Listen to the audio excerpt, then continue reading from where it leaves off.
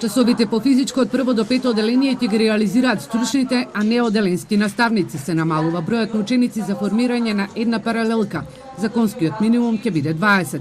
Ова е за поздравување што го носат новите нацрт закони за основно образование за наставници и стручни работници.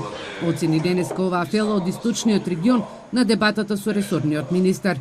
Забелешките им се во делот на непочитувањето на реонизацијата и според нив овие нацрт закони првично не нудат подобрување на статусот на наставниците.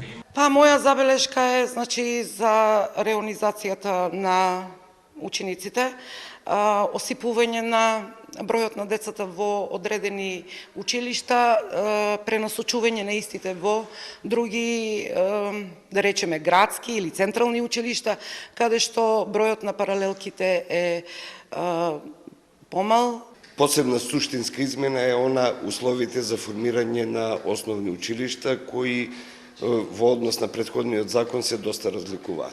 Меѓутоа, се она што го тиштеше основното образование во претходниот период, во овој нацрт закон не успеав да го видам дека нешто е подобрено. Министерот Арбер Адеми смета дека пак секоја забелешка е добредојдена од фелата, бидејќи нацрт законите кои се креирани од домашни и странски експерти се само основа. На наставниците за прв пат им се понуди да напредуваат во кариерата.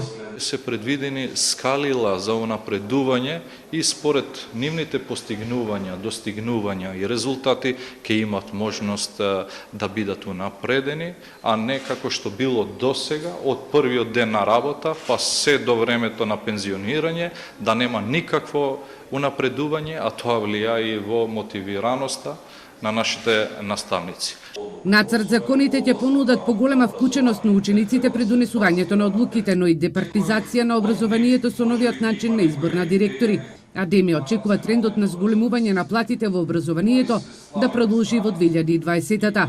Годинава септемвриската плата ќе биде повисока за 5% за наставниците во основното и средно, а по подолг период и во високото образование.